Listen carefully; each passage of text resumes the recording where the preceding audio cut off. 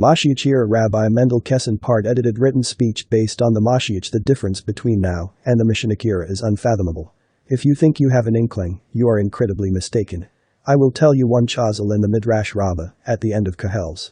It says, the Torah of Moshe Rabbeinu, which is everything we know, Bavli, Yerushalmi, Midrash, Mekilta, Teshuvas, everything, is Hevel, Luft, air, compared to the Torah of the MoShiach. Air. That's how insubstantial it is. Its surface. The Torah of the MoShiach is comparatively substantial. That's what the earth will be filled with the knowledge of God means. Participant, thank you. The second question is, you mentioned the possibility of the MoShiach coming in this year of Shemitah. Rabbi Mendel Kessin, yes, because the Gemara, in Sanhedrin, says that the MoShiach comes at the end of Shemitah, which is what, in 3 months, but then you mentioned 2030, that it's a possibility. Rabbi Mendel Kessin, the coming of MoShiach Ben-YoSef is a process. He's a real person, but he doesn't just, suddenly, appear. That's a long shire, but just to fill you in, who is the Messiah, not what his name is, I'm not going to tell you that. What kind of person is he? He is somebody that you would never recognize, and there's a midrash about his suffering for the sins of the Jews, suffering terribly. What happens to him? There's a pasuk, verse in Yeshayahu, Isaiah, Pesuknim Bes, verse 52, towards the end, which says, Hein Yaskal Avdi, behold, my servant will grow wise. Who is God's servant? There are different opinions.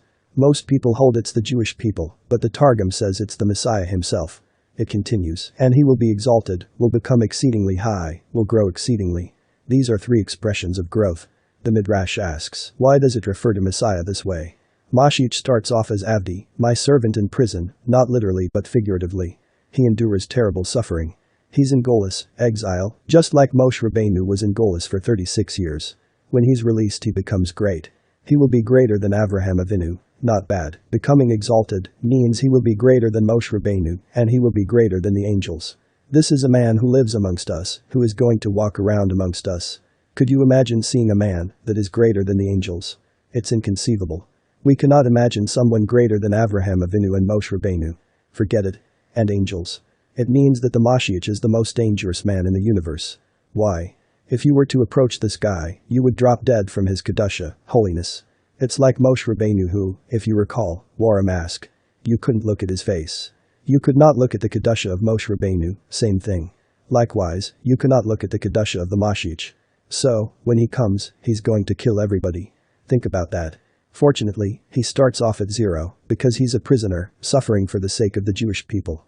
Therefore, he's going to appear as a regular guy, but his potential is inapprehensible. Then he will be released, and he will grow, and, at the same time that he grows, the Jewish people grow with him. That's the incredible thing. And that's what God means by, and I will take you to me. Somehow, God is going to elevate every single Jew to be a formidable Talmid Chacham, scholar, the same as happened by Sinai. This is in order to survive the MoShiach, or else he kills you. Every Jew will grow to a tremendous extent. How that will happen is unknown, but the MoShiach will grow, and we will grow with him, so we can survive. God has to change the Jewish people.